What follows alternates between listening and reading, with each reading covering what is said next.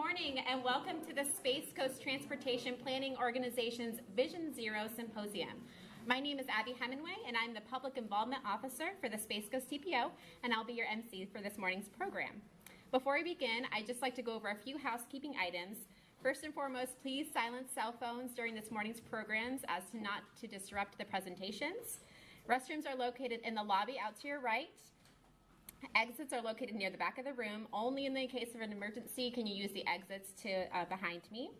And if you have an emergency or need medical assistance, please see our Assistant Director, Laura Carter, who will be your 911 call designee. She's in the hallway. She's the one who was greeting you. After our keynote speaker, we'll have a brief break when you can visit our refreshment table or sign our pledge board, or also visit our interactive photo booth. I saw some of you were taking some photos. Be sure to check it out. At the end of our program, we will have a meet and greet session for you to talk one-on-one with our speakers. This will be your opportunity for questions.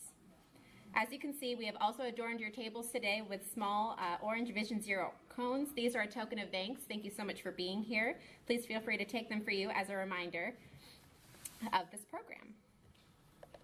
If you're on social media, please be sure to tag and follow us today if you take any pictures. Here are our handles on Facebook and Twitter, and make sure you use the hashtag 321VisionZero. We would also like to thank our refreshment sponsors for this morning's treats. A huge thanks to Bold Cup of Coffee, located in the Avenues at Vieira, and Krispy Kreme, located in Melbourne. We appreciate your support of this event. We'd also like a huge thank you to Andrea Rose Photography for being our photographer this morning. Please join me in thanking these amazing sponsors with a round of applause.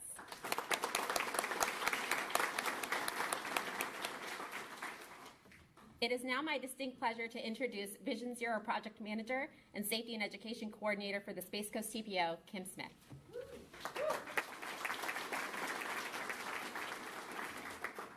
Thank you, Abby. It is my pleasure to welcome you this morning. We are encouraged by the number of people who have come out to see how they can help change the culture of traffic safety in Brevard County. We would also like to recognize our elected officials in the room. So can we have our elected officials please stand? Do you have any? No? There we go.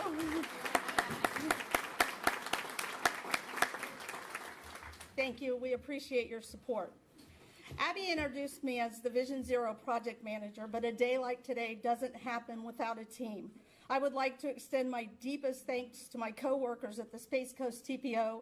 They were instrumental in pulling this day together. If we could have them stand if they're not already. Steve.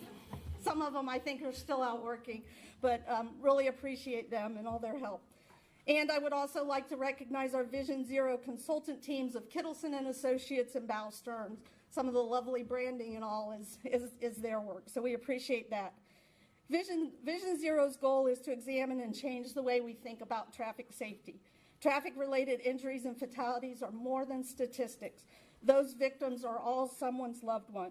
If we all believe in our mission and maximize our resources, we can make Brevard's roads safer for all users. It is now my honor to introduce the Executive Director of the Space Coast TPO, Georgiana Gillette.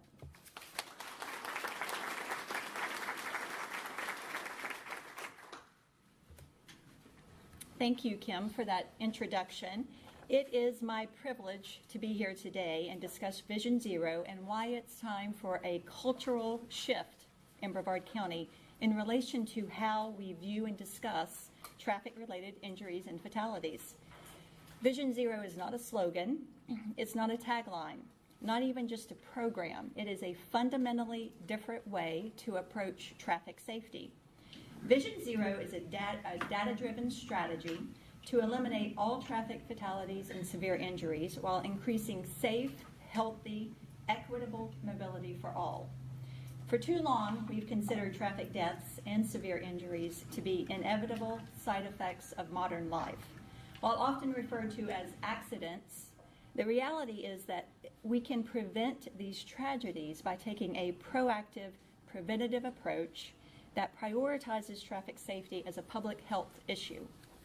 Vision Zero starts with the ethical belief that everyone has the right to move safely in their communities, and those system designers and policymakers share the responsibility to ensure safe systems for travel. To kickstart the Vision Zero initiative in Brevard County, in July, the Space Coast TPO presented a resolution to endorse and approve the Vision Zero work order. Both our Technical and Citizens Advisory Committee, as well as our TPO Governing Board, adopted the resolution unanimously. Ultimately, if our community wants to succeed at Vision Zero, we need to acknowledge that business as usual is not enough and that systemic changes are needed to make meaningful progress. We are in the beginning stages of that much desired change. So thank you all again, and we are excited about this initiative and how it will shape a safer Space Coast.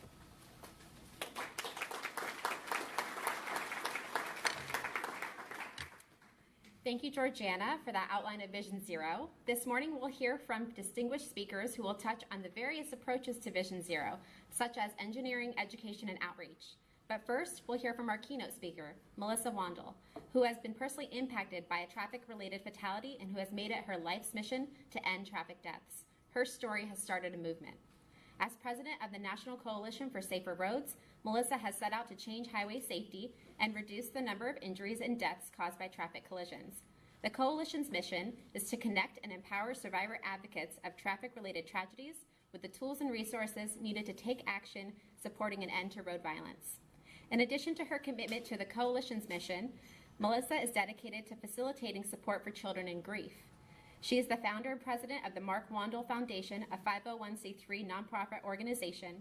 The initial focus affords provisions and assistance to grieving children and teens who have lost a primary family member or guardian. Melissa is an active coalition member, spokesperson and campaign ambassador for Alert Today Florida, an organization that works to implement Florida's pedestrian and bicycle strategic safety plan. Please join me in welcoming Melissa Wandel to the podium.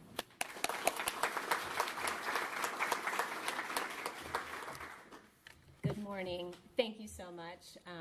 I appreciate being here so much, and I'm grateful to God to have the ability to utilize my voice in order to hopefully make impact on our roadways, not only in the state of Florida, but in this country.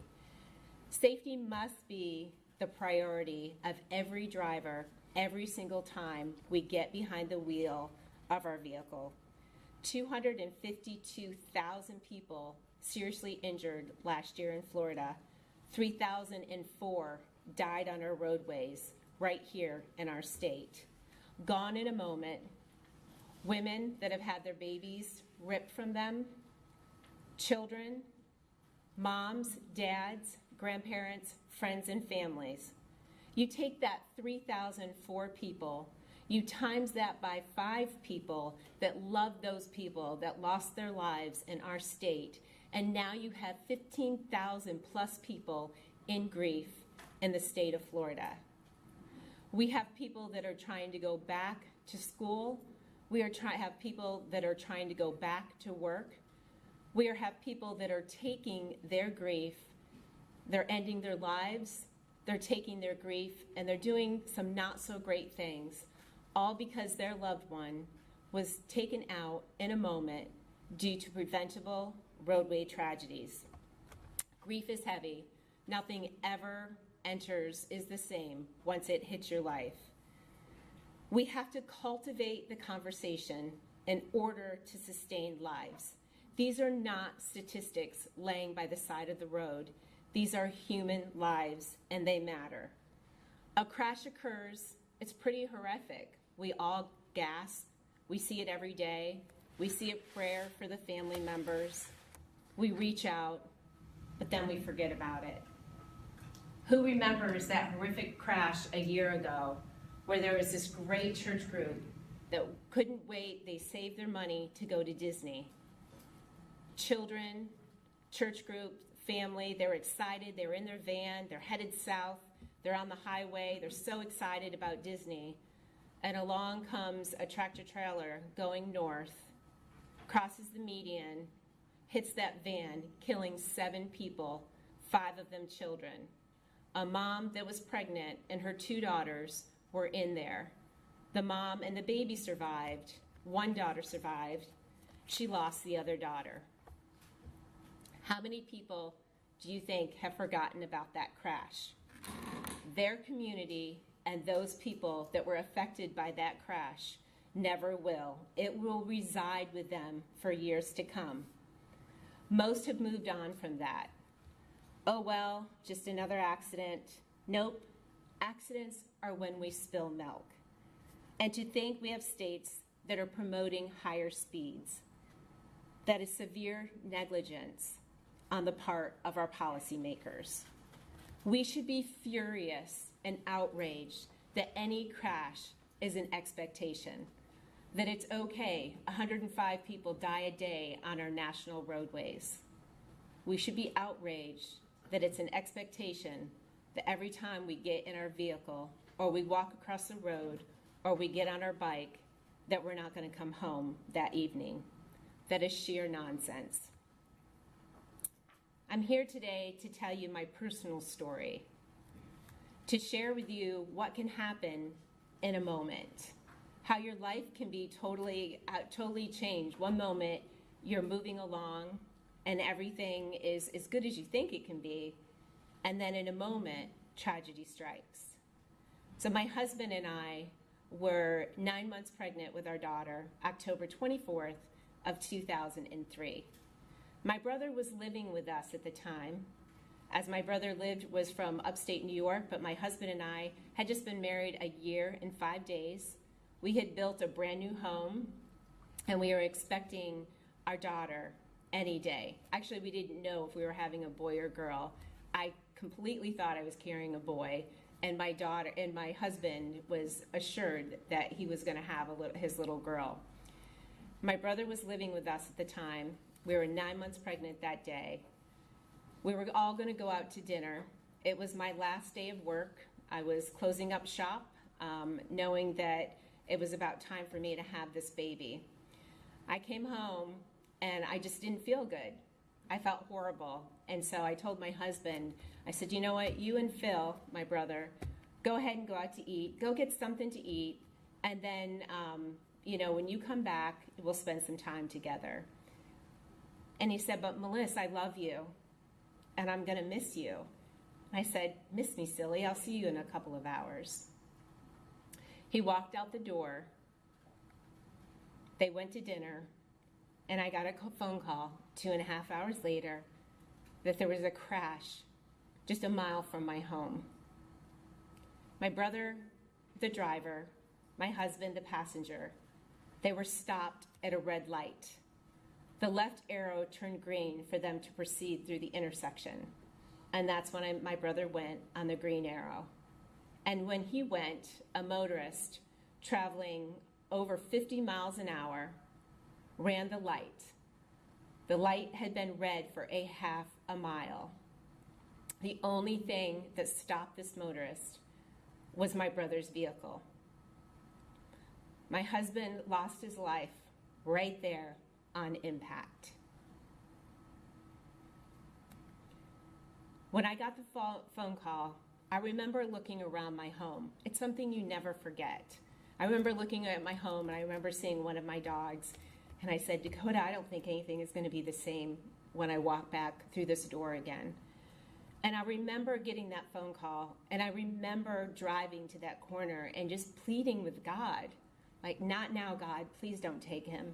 Not now, please don't. I knew already, even though my husband, they didn't tell me that he had passed, but I knew at that moment that something was never going to be the same again. And when I got to that intersection, all I saw were lights and siren. The world just stopped. But in my devastation, I had calmness, the calmness of God. I am sure of it, because I knew at that moment I had to embrace the love and not the loss. I knew at that moment I had to protect our child that was going to be born any day. I walked up to, and first of all, to all the first responders, thank you. You have a thankless job, but I want you to know that there are people out there like me and other advocates behind me that honor and respect the work that you do every single solitary day. To have to come up to somebody like me being 9 months pregnant and knowing that you have to deliver the worst news is one of the hardest things that you ever have to do. And I thank you from the bottom of my heart for what you do every day to try to get people to understand the value of making better decisions so that you can create less of my story. So moving forward at that crash, my husband, I went to check on my husband because they were working on him. I heard these howls, these cries from somebody. It happened to be my brother. My brother is 6'4", 200 pounds, and I just heard him wailing. He was in the ambulance. He just said, "Please, Melissa, check on Mark, check on Mark. I don't think he's going to make it." And I said, "You just take care of you, and I will check on Mark." And as soon as I walked away from him and turned around, they pronounced my husband right there at that intersection. One of the hardest things I ever had to do is go and tell my brother that my husband had lost his life. Even when it's not your fault, you take on that responsibility. Even though it was somebody else's fault, my brother took it all in, as he should have been able to see that car coming that night when he never could. I was able to go tell my husband that I loved him and that I valued every gift that he gave me in this life, and that I would make sure that our baby was born to be a happy baby, that she was born into love and light, and that she would only know the goodness of who he was in this life, and that I would raise her the way that we were going to, even though he was no longer going to be physically present in her life. Moving forward, 2 weeks later, our daughter, he was right, Madison Grace, was born. And when I held her in my arms, I promised her a day that I would take care of us, that I would make sure that she was a happy baby, that I would make sure that she would know the goodness in this life, that she would not be a victim, that she was not going to be born into tragedy, but she was going to be born into the love and the gifts of her dad that she was already given. My biggest tragedy is that my husband and my daughter never got the opportunity to hold one another, all because of someone else's preventable negligence. Moving forward, we found out that the driver had 10 points on her license and 7 previous violations. Her last offense was for running a red light and being ticketed for it. So this time, she not only takes a ticket, but she takes a life. It is one of the biggest tragedies that I try to get people to understand. When a law enforcement officer pulls you over and gives you a ticket, they are trying to make sure that you don't do it again so you don't take a life. Because at the end of the day, nobody wins. Our victims don't win, but our violators don't either. Good people make very bad choices, and it ends up impacting them for the rest of their lives as well. We went to court. When we went to court, we were in court with people that just had too much load in their vehicle. It truly was a joke. She got a $500 fine in community service. She had already been to traffic school 3 times. This time she would go to traffic school again, and after she went to traffic school, her points were adjudicated, and there's no place on her record that says that she took the life of somebody else. It just says failure to obey a traffic signal. I didn't want her to go to jail.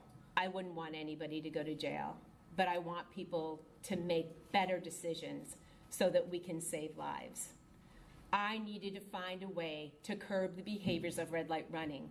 I knew that it was preventable, and I knew that it was negligent, and I wanted to find a way to retrain people's brains on how to stop on red again. So I started doing tons of research. What are people doing around this country? How are people curbing these behaviors? Why is this epidemic This is such an epidemic and people do not know about it. So I started researching the red light safety cameras, why they work, how they work, what states they were working in, who was utilizing them. Peak traffic at the time, I'm from Bradenton, Florida. Peak traffic at the time was in my backyard. So I actually knocked on their doors and I said, teach me all about these cameras. Teach me what they do. I want to see how they capture people. I want to see if they work. I started really liking the idea that people could curb the behaviors by simply having a camera at an intersection.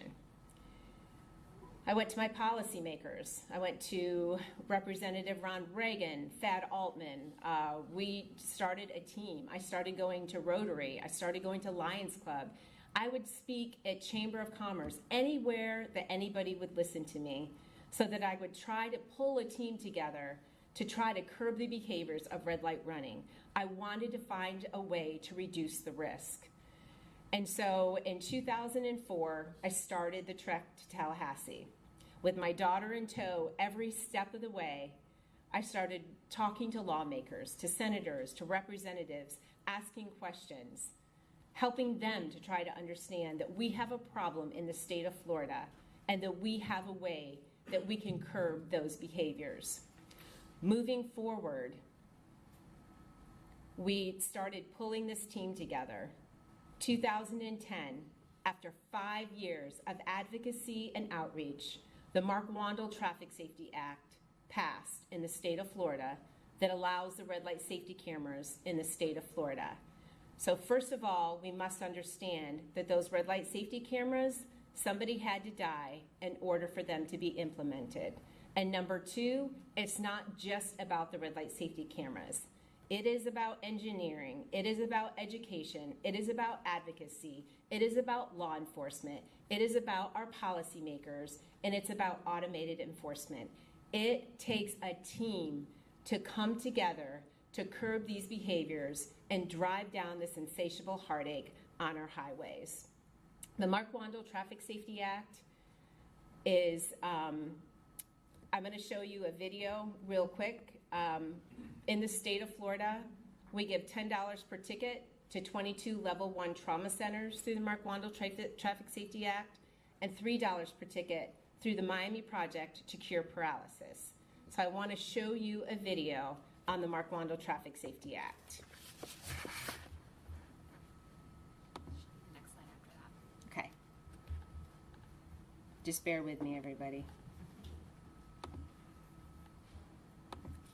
In Florida, the benefits of red light cameras extend beyond public safety and into the world of cutting-edge science. May 2010, Florida's then Governor Charlie Crist makes it official, signing the Mark Wandel Traffic Safety Act into law. It caps a 5-year effort led by Mark's widow, Melissa. This has always been about making sure that Mark's memory lives on, that we make sure that we make a difference for what happened that night, just a quarter of a mile from our home. Mark Wandel was killed by a red light runner just 2 weeks before Melissa gave birth to their daughter, Madison. I knew that red light running was preventable. I knew that it was a tragic crash and I didn't want it to happen to anyone else. Under the Wandel Safety Act, cities are allowed to install traffic cameras to catch drivers who run red lights. It also calls for a portion of the fines to go to a specific and meaningful purpose. $10 of every fine supports local trauma centers around the state, while another $3 goes here to a world-class research center at the University of Miami called the Miami Project to Cure Paralysis. Inside the 7-story building, more than 200 scientists, researchers, and clinicians work on the latest breakthroughs in spinal cord and brain injuries. From cell therapy to hypothermia, they pioneer efforts to speed recovery from traumatic injuries. They also develop innovative approaches to rehabilitation for improved function. All this takes a lot of money. Science is expensive. The Wandel Safety Act has already provided the Miami Project with $2 million in just 18 months. The Miami Project simply is the most comprehensive spinal cord injury center in the world. And our mission is to find more effective treatments and ultimately a cure for brain and spinal cord injuries and other neurological diseases and disorders. Mark Bonaconte is the son of Miami Dolphins Hall of Famer Nick Bonaconte.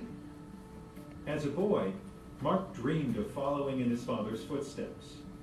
He was doing what he loved most when tragedy struck during a college game 26 years ago. Mark's father, Nick, vowed he would do everything he could to help his son walk again, and the Miami Project was born. Over the years, Mark has become the driving force behind fundraising efforts to support both laboratory and clinical research at the center. Every year, there's 10 to 12,000 injuries in the United States alone, people with spinal cord injuries. And still, by far, the majority of those injuries are caused by automobile accidents. And it's devastating. This is a really exciting time in paralysis research. We have been working for over 25 years to understand paralysis, and now we think we have the tools and maybe cell therapies to actually target paralysis and make a difference in people's lives. The money from the Waddle Safety Act is already having a major impact, taking the dream of finding a cure for paralysis one step closer to reality. This is the difference between, walking next year or walking in 5 years or even later. I mean, every dollar counts. You can imagine the importance of this money coming into the project. I've never been more excited in my life about what we're doing, and I've never been more optimistic in a cure.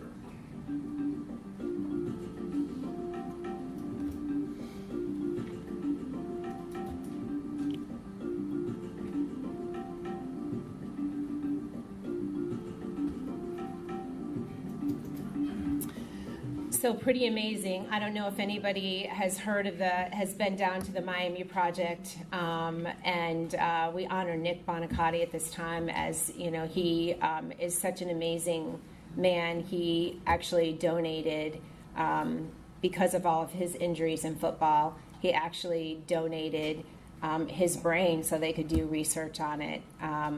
So it's just an incredible family down at the Miami Project, and to be able to support their work. And we have to remember again, if nobody is running a red light, there's not going to be any money made. People are breaking a safety law in the first place, and people are not stopping on red.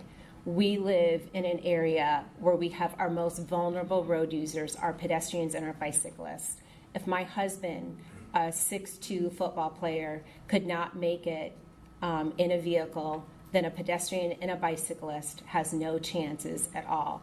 And I know here in your county, you've had over 18 fatalities as of this year alone, up from last year. And so it's just really important that we take every tool and resources necessary in order to end this violence out there on our roadways. My inspiration for love and for broken people that can no longer speak will always override any ignorance. It will not stop me from utilizing my voice and pushing for legislation when it is a safety difference. This is not a popularity contest. What I do every day is to curb the behaviors so that people will make better decisions so that we can save human lives. Our policymakers must be informed and present in our missions.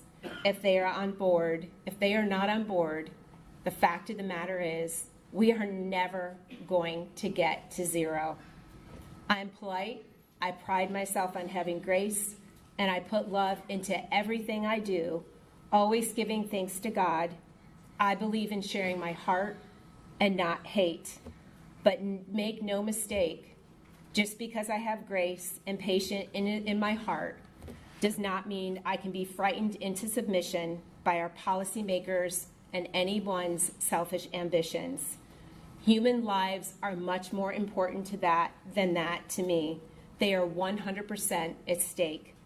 It has not been easily, emotionally, or physically over these last 15 years. My daughter was practically raised in Tallahassee, some days driving up 5 hours, and then some days driving back in that same day 5 hours. If I can work to prevent one other child from living in her shoes, living without knowing her father, then that is exactly what I'm going to do. My daughter does not talk about my husband. She does not know him. She doesn't think, she believes as a 15-and-a-half-year-old that because she does not know him, she doesn't have the right to grieve. That is very hard when you have a child in your home who you've loved and supported and nurtured and shown every way possible who their parent was in this lifetime, but they still have no idea. The look on her face when somebody talks about her dad is sheer terror. She has a blank stare. A man walking down the street next to her is more familiar to her than who her father is or was in this lifetime. As hard as that is for me to swallow each and every day, it inspires me to keep pushing forward because perhaps I can make a difference in some other child's life. My brother is broken.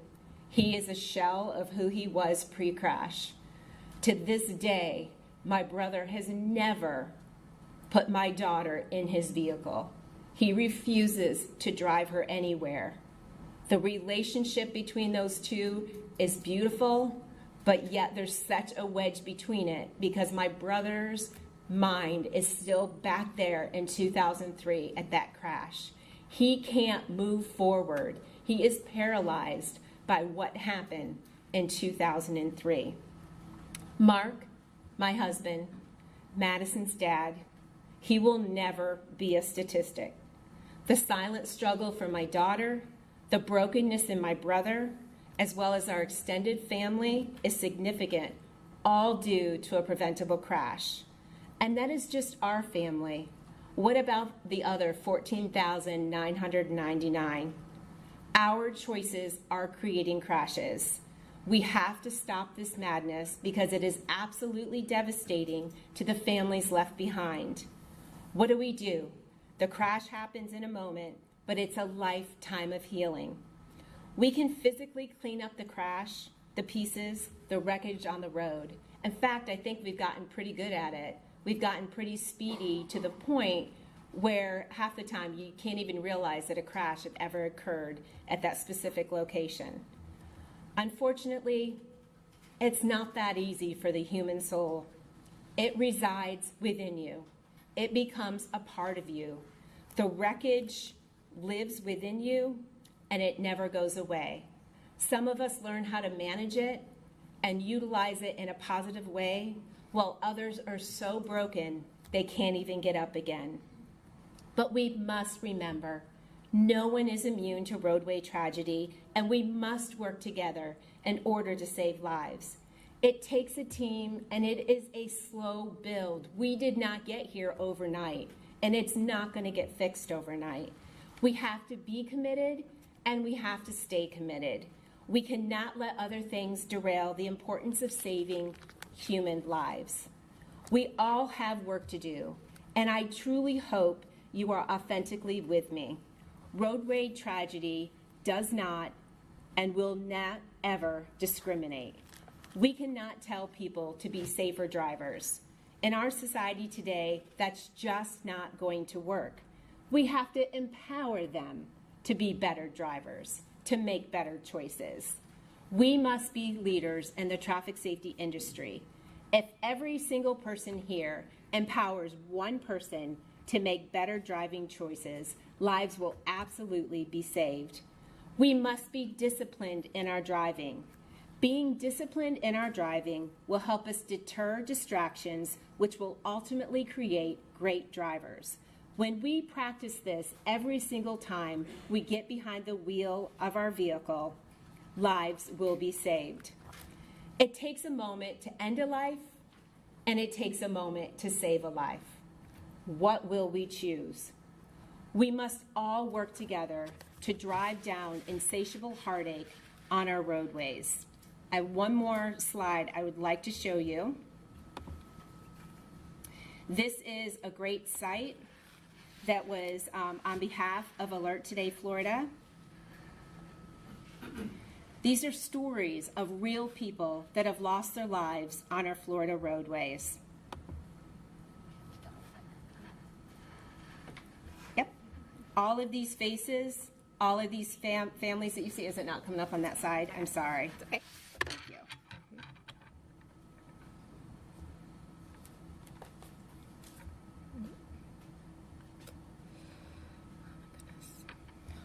These are stories of real people that have lost their lives on our Florida roadways. They're people that write in, they're people that call in and say, I just want to share my story. Got it? It's drivingdownheartache.org. You'll be able to take a look at it at another time. My hope for this is not to add more stories to this site. I want to see less.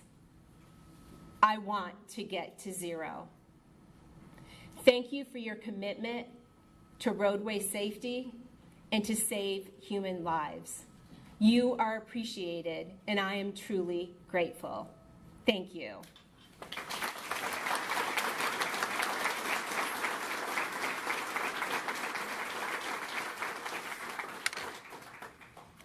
Thank you so much, Melissa, for sharing your story.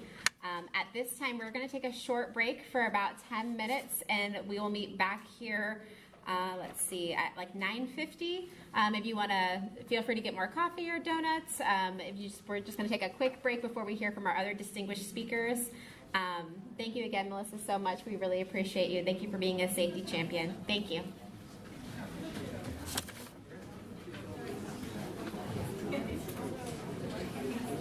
Okay, we can go ahead and find our seats again. We're going to go ahead and resume our program.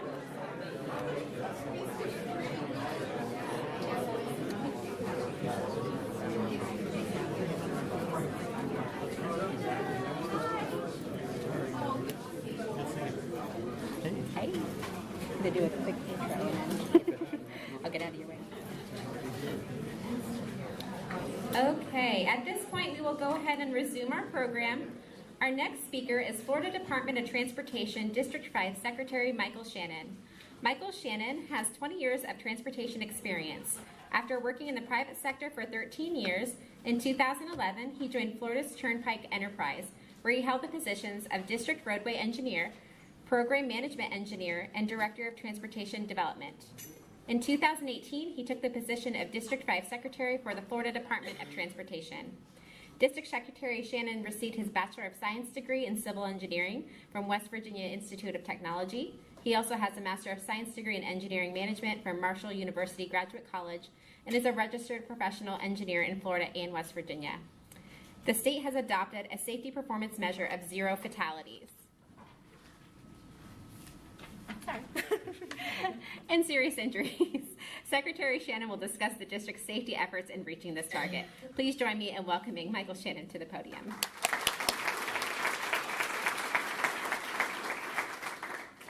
All right, well, good morning, and thank you for having us here.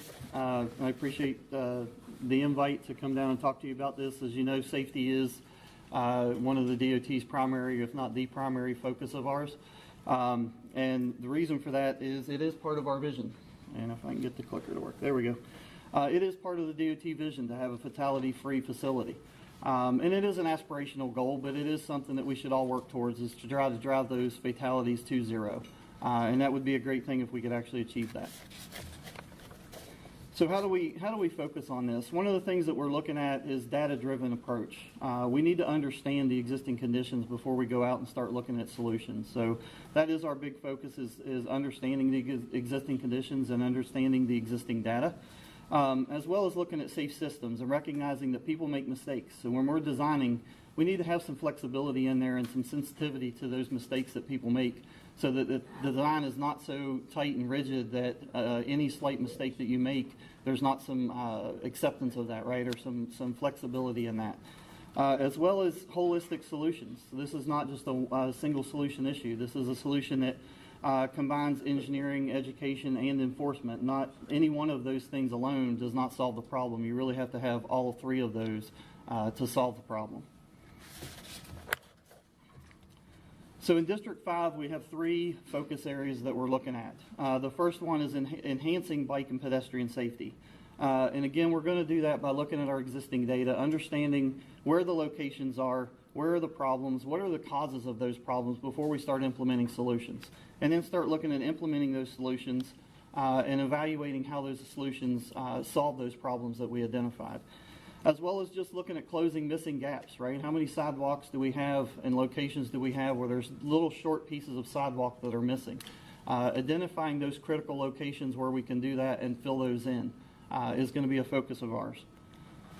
Smaller impactful projects. We're in a time where we don't have a lot of additional financial resources at the department, so we're going to start focusing on those small, meaningful mobility projects. You know, is it a turn lane? Is it a signal?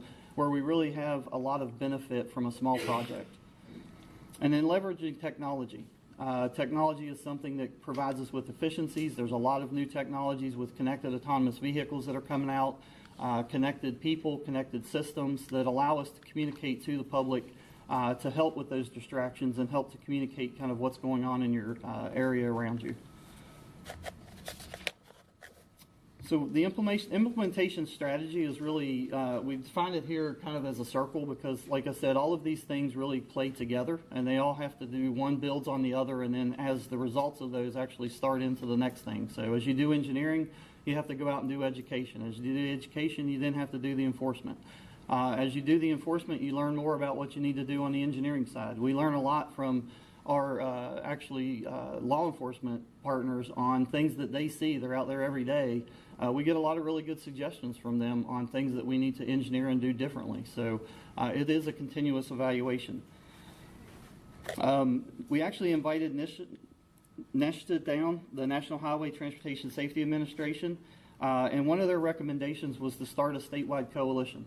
And we did that. They've been functioning for a number of years now. Space Coast TPO is actually part of that coalition, and they really focus on areas and bring up ideas and things that we need to implement statewide as well as in some local areas. So building on that engineering, one of the things that came out of the coalition was a complete streets and evaluating complete streets and coming up with a complete streets policy. We did that and generated it in 2017. And it was actually recognized by Smart Growth America as one of the best complete streets initiatives. And we actually got an award for what we implemented from that study.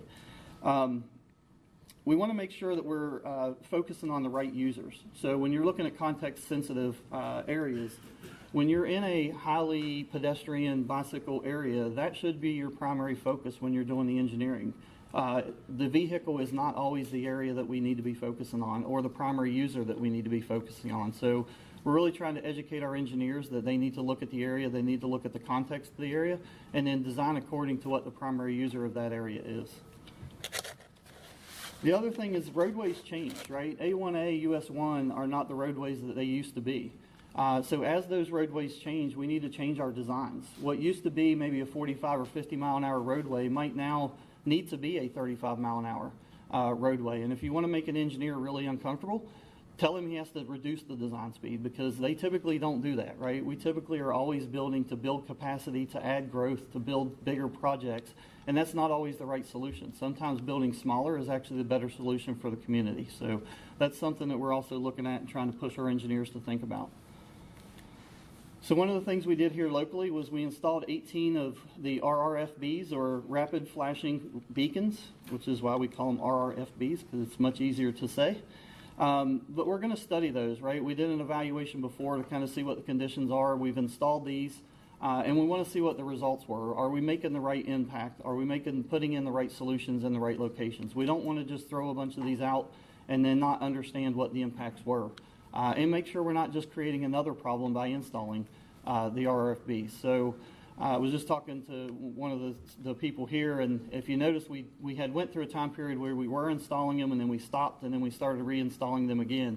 And just kind of an education process on that. We actually got a lawsuit about the patent of the strobe of the RRFBs, and we're actually told for a while we were not allowed to put them in.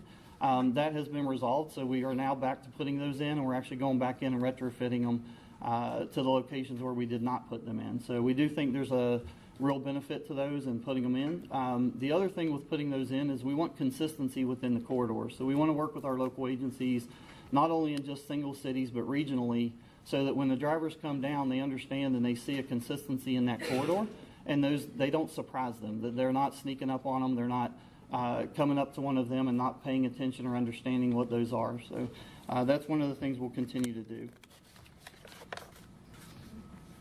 Another thing that the state did was we put over $100,000 into signal or intersection lighting projects. One of the areas that we found was unlit dark intersections were a problem. So we did 40 of those in Brevard. There's 3 intersections on US 1, 16 intersections on A1A, 21 intersections on State Road 3, 50, 405, 501, and 520 that we're looking at installing lighting to those intersections. So then we look at our enforcement.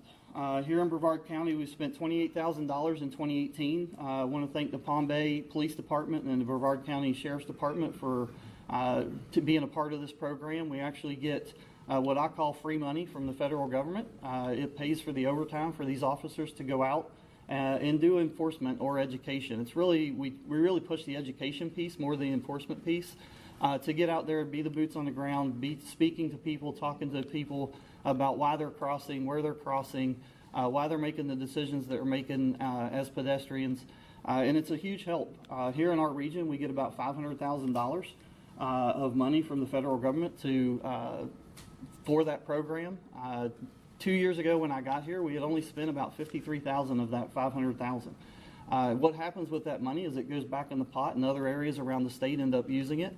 And what I did was we pushed our staff and our local agencies to use that money. Like I said, it's kind of free money. If we don't use it in our areas, we just end up giving it to another area, and that doesn't, to me, make a lot of sense. So I would much rather spend $700,000 or $800,000 and be taking somebody else's money and having that impact in our area than to be giving that money away to another region. So we've really been trying to do that outreach. We've had a great response this year. I think we're going to come close to that 500. So we're going to continue to push that effort, and we really appreciate the effort that the law enforcement do to help us there. So again, on leveraging data, GIS is one of these sources that we use. This is a very easy program to take data and put it into a visual program that you can actually see hotspots, areas of concern, allows us to focus on the right areas, focus on the right regions, and then be able to communicate that easily to the public. So it's something we'll continue to do, is to use GIS and that data collection to be able to communicate to the public. So vulnerable users. Florida, unfortunately, was number 2 when it comes to bike ped fatalities. Our district actually has 7 of our districts, 9 counties are actually on the high list for pedestrian and bicycle fatalities. Brevard is actually one of those. So we have a real problem in Central Florida, and that's why it's one of the focuses that we're looking at.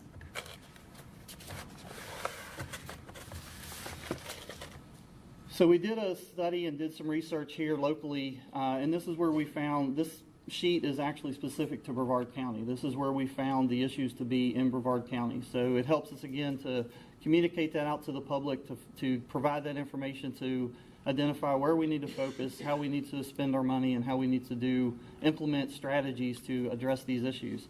It's interesting, you know, when you think about it, it kind of makes sense, right? It's not cloudy, rainy days that you have bike ped issues. It's the bright, sunny days when you have everybody out walking around or riding bikes that's the issue. So it's, you know, in some ways it's a weather issue. In some areas, this is not one of the ones where it's a weather issue. We've really found that, I think, distracted activities is really the cause of the majority of this, is either distracted pedestrians or distracted drivers.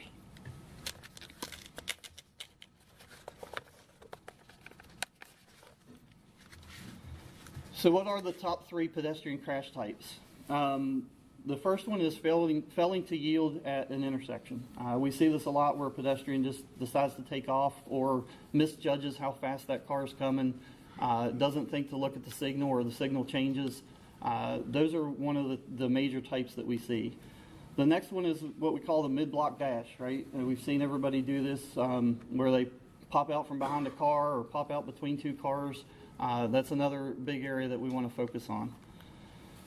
And then just motorists failing to yield to the pedestrian, which is kind of the same problem in reverse, where you have people that just don't see somebody, they don't pay attention to the surroundings, and they have that interaction. So, the top 3 bicycle crashes, again, drivers at intersections.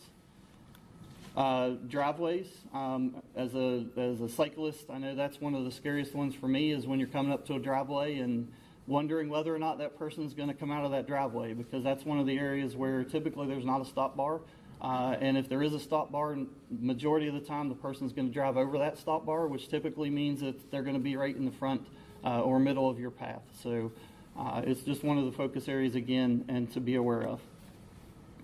And then just violating signals at intersections. You see a lot where, you know, bicyclists are technically road users and should follow all of the road rules, but I know you've probably seen it as well as I have, where bicyclists don't follow the signals, right? They'll run a red light, they decide that, you know, well, I can make it, you know, I don't feel like sitting here waiting for the signal. So again, it's education and enforcement to try to change those behaviors. So some of the behavioral observations that we've seen, and I think the main one to focus here is that distracted one, the third one down. As you see, is up to 93%. When you go out and do any kinds of observations and looking at distracted pedestrians, distracted drivers, I've even seen now people on bicycles that now have their phone mounted on their bike and they're doing stuff on their phone on their bike. You know, or pedestrians that are paying more attention to their phone and walk straight out into the middle of the road or a light pole or whatever they run into because they're not paying any attention to what's going on. And I think some of the technology, and this is where we can apply some technology that we're looking at, is how can you communicate if someone's walking up to a signal and be able to send a signal from that to their phone that says, hey, pay attention, you're at an intersection, right on their phone, where it tells them, you know, they're looking at it, so why not do something where it pops up and says, hey, this is an area where you probably should pay attention. So those are some of the things that we're also looking at. And this just shows, the reason putting this slide in is it doesn't seem to be an issue with people understanding the laws. The majority of the people understand what they're supposed to be doing. It's their behaviors outside of that. They're just choosing not to do what they understand the laws to be. One of the things on the knowledge of the laws that we really think is an issue that needs to be addressed statewide, and that's your driver's test, right? You take that when you're 15 or 16 years old and you never look at that book again. No matter what happens throughout your life, you're never required to actually go back and look at that and understand what laws have changed. So if you think you've been driving for 40 years, how many traffic laws have changed in that 40 years that nobody's really required to go look at? And how else are they going to get that education? How are they going to understand that changed? The same thing with people coming from another state, right? They move into Florida. They don't have to understand our traffic laws. They just bring their license in from another state. They get a Florida license. They don't have to do anything to understand what Florida laws are when it comes to pedestrians, bicycles, traffic laws. So I think that's something that we need to think about addressing, and how we can make that a continuing learning process for people rather than just a one-done kind of deal. So we also put a lot into public service announcements. We've spent over $100,000 in Brevard County alone just putting out public service announcements, whether it's on the radios, Channel 2, Channel 6, Channel 18, NPR. We even put stuff on Alexa to be able to just, again, on that education piece and informing people of what's going on. And then we get out in the communities. Again, this is often with our law enforcement officials, getting out in the communities, talking to people, educating people. It's very surprising when you start talking to people about what and why they make decisions that they make. Some of it is generational. Some of the older generations just came up with different thoughts and ideas about how they should operate bicycles on the roadways. I get a lot of them when we're talking to them that say, hey, I was taught that I ride against traffic so I can see that car coming at me, and you're not going to make me change that. That's what I understand is the right way to do it, and that's what I'm going to do because I want to see that car coming and I can get out of their way. So we have started something, and Trenda's group actually started a program where we're going into the schools. We actually give the child a little card that's like a little license, right? And it kind of says, hey, I understand the rules, I understand the laws. And it's something that they can kind of be proud of, and they can go home and say, look, you know, I am official now, right? I have an official license even at a young age. But it's really changing that culture and changing that behavior. And if we do that with the kids when they grow up, then hopefully they keep that, and they have that message when they get older and they actually become a driver on the roadway. So that was everything that I have. And I don't know if we want to do questions or anything We're going to do that at the end. All right, thank you.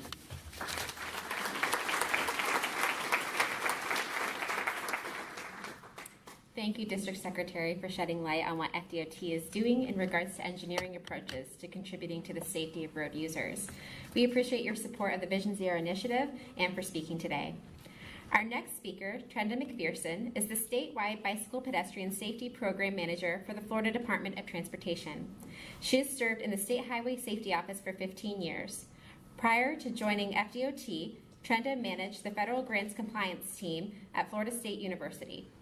In her current role, she develops diverse partnerships, creates detailed strategic plans, motivates coalitions and task teams, and facilitates the implementation of innovative strategies to drive down fatalities. Trenda is passionate about saving lives, and through that passion, she inspires others to raise the safety bar. Please join me in welcoming Trenda McPherson to the podium.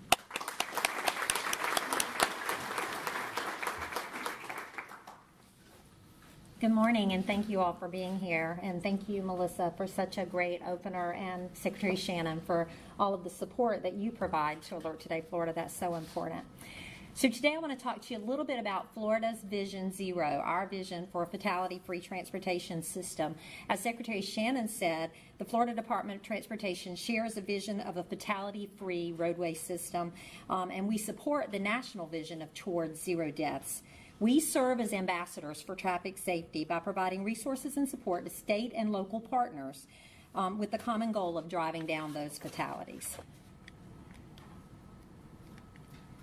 So Federal Highway Administration stresses the importance of data analysis, especially related to performance measurement. And FDOT agrees that the best results come from understanding how to move individuals and institutions towards that culture change. Taking a targeted, data-driven approach to how and where we install our countermeasures and where they're deployed. Also testing and evaluating our approach just to ensure that what we're doing is effective, as Secretary Shannon mentioned. So why am I talking about Federal Highway? I'm talking about Federal Highway because in performance measurement, they do establish what we can set as our goal, zero versus an acceptable number, which to us there is none. But of course we have the same transportation performance measures across the nation because Federal Highway is the U.S. DOT. That hasn't changed, but here's how we're dealing with it. So this table represents a rolling average of the forecasted fatalities because that's what we're required to do. But we also look at serious injuries and deaths not as just how they meet the federal requirement and not just in how we have to predict what we foresee might happen in the future, but rather with this target of zero, with our safety being our priority. So it's really important to make sure that you guys know that while we have to forecast these numbers, and they're in our Highway Safety Improvement Plan and in our Highway Safety Plan, we do have to forecast what we expect based on the trend. Our goal is still zero. Our goal is always zero, and it will not change. So this table really looks again at that 5-year rolling average. And while looks like a duplicated slide. So let me just scooch past that one. Was it the wrong? There we go. This actually shows the forecast. So this is the actual forecast for our 5-year rolling average between 2018 and 2019. So currently where we're at, we just started fiscal year 19-20. So based on what we're at, we had to look at the previous, most recent 5 years in order to anticipate what we thought the numbers would be. And we do anticipate a decrease even in the actual trend, even though our target is still zero. Sorry about that. So the ultimate goal, again, is to shift the culture because in Florida, we have a very diverse culture. We have a very diverse population. And really getting those positive results come from making sure that everybody understands how to move individuals, how to move the transportation systems towards that culture change. And we do that with this very targeted, data-driven approach to how and where we do things. So, for example, Secretary Shannon was talking about our high visibility enforcement program that we have actually right here in District 5 where we are today. And the High Visibility Enforcement Program is based on GIS mapping that identifies where those crashes most commonly occur. And it helps us be able to direct their efforts along with the education and engineering efforts to make sure that we really are giving it our best shot to make those improvements. So while we apply a multi-pronged approach to problem resolution, if we implemented a single strategy such as enforcement or single strategy such as engineering, we're going to get about a 5% change. The only way to really shift the culture and really make a positive change is by combining or overlapping those E's, by making sure that where our enforcement are out enforcing is the same area where we've implemented new engineering projects and where we've educated people on what the expectation is for how to use those. By doing that, by overlapping, we can get 25 to even 35% change in a very short period of time, which is significant when you're talking about behavior. And we identify, again, those areas with the highest representation of the fatal and serious injury crashes, and we start there, just so that we can make sure. So this is all part of the overarching strategies of the Strategic Highway Safety Plan, which is our umbrella plan for safety within the agency. And that combined approach definitely is showing some difference. But we can't do it alone. We need collaboration. Resources are not always financial. I know oftentimes we think we want to do a new project, we want to implement a new safety measure, but where's the money? And that's our first focus, is our funding. But please keep in mind, as the leader of a statewide coalition, it's not always about the money. Sometimes it's about the partnerships. It's about the relationships. There are so many people and so many partners that are engaged. Pulling those together, grouping them together to help you move these things forward is really the best way to find your solutions. As we forge this new path to safer roads with a vision of zero traffic fatalities and serious injuries, it's important that we also make strategic investments in research and technologies that will improve our processes. And those are some of the things that we're looking at from the Department of Transportation. Public service. Florida is the third most populated state in the nation. We have more than 100 million visitors annually. Nearly 1/4 of our population is over the age of 65. And people have migrated here from all over the world. In Miami, about 53% of their population migrated from another country. So they learned very different behaviors.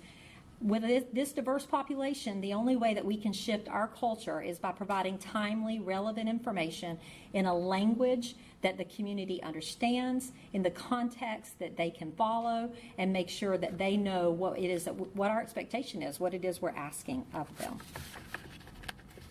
And then measuring results. All results based on data decision efforts. We've got to make sure that we apply equitably based on where the percentage of the problem is. So we actually, when we're allocating funding, say for our high visibility enforcement or for paid media, we look at where is the greatest percentage of the problem, and that's where we put the greatest percentage of the funds. That doesn't necessarily mean in a district, doesn't necessarily mean in a county. It may mean a specific corridor or intersection. So we do make sure that we consistently apply that, those resources, and then we track and make sure that what we're doing works. Saving lives, that's really what it's all about. Reaching a goal of zero traffic fatalities and serious injuries can only be achieved by revolutionizing the way we think about transportation. And when I say we, I'm not just talking about the Florida Department of Transportation. I'm talking about every person in this room, because just like you heard from Melissa, every single life counts. Every single goal, every single process that we develop, every decision that we make is based on that collaboration with our partners, our ability to support our partners at the local level, the federal government's ability to support us at the state level, and it really takes all of us working together. So every person in this room really has to be part of that solution. Urban, suburban, and rural environments host a variety of transportation options and a variety of transportation challenges. With limited resources and competing priorities, the only way to accomplish our common goal is by working together. Our common goal of zero fatalities has brought state, regional, and local partners together to revolutionize the way we think about this, and it really does take the whole village to solve this problem. I'm going to show you a PSA series that we did with Alert Today Florida that I think really kind of brings this together. So let's see if it'll play for me. Oops. I'm writing. I'm running. I'm walking. We're driving down pedestrian and bicycle fatalities. I won't stop. I won't stop. I won't stop. We won't stop until we reach zero. Because every life counts.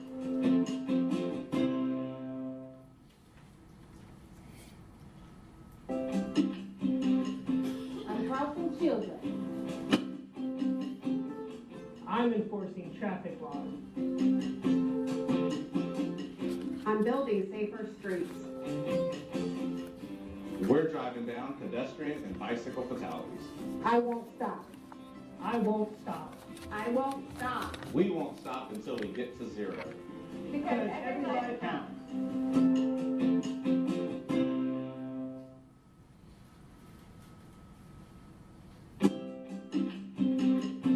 We're working together to drive down pedestrian and bicycle fatalities. We're working together to drive down pedestrian and bicycle fatalities. We're all working together, and we won't stop until we reach zero. Because every life counts. Because your life counts.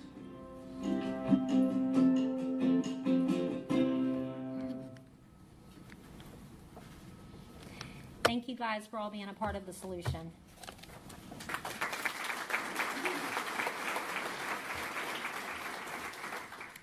Thank you, Trenda, for highlighting the education and outreach efforts for traffic safety. We appreciate your support of the Vision Zero initiative and for speaking today. Just as a reminder to the attendees, if you have questions for our speakers, they will be available one-on-one after the program. At this time, I'd like to invite Kim Smith back to the podium to briefly touch on the Vision Zero Task Force and to introduce its official members.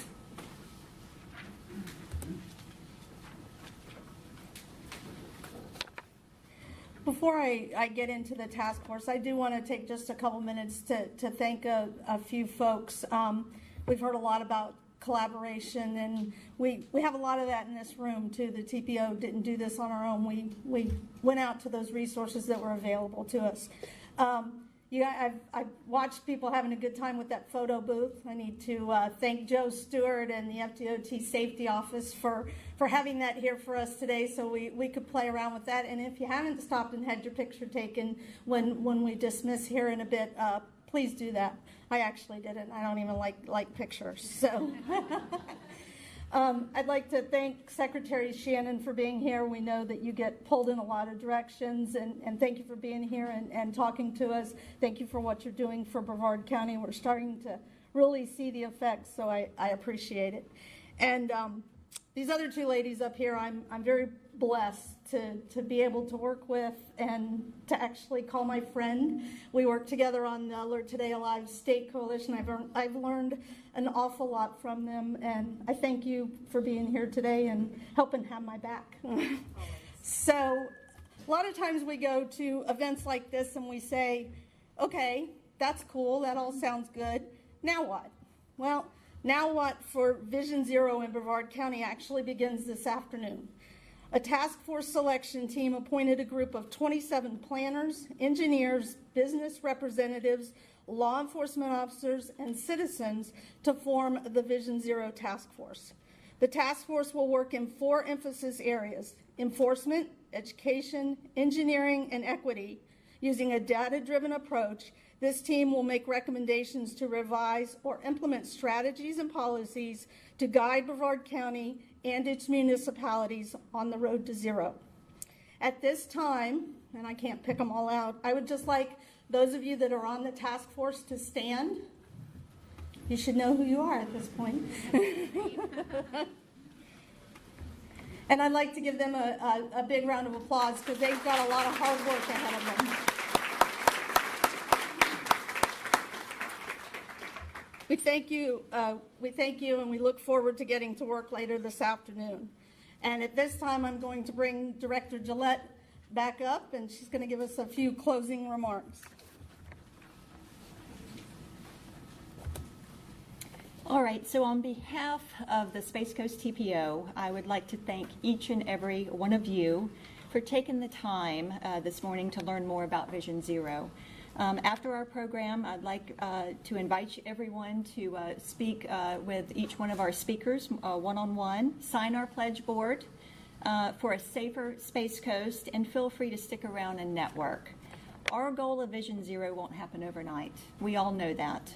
It is no question that we face a very difficult challenge, but it will take a multi-pronged approach and strategic efforts from all involved to see a difference.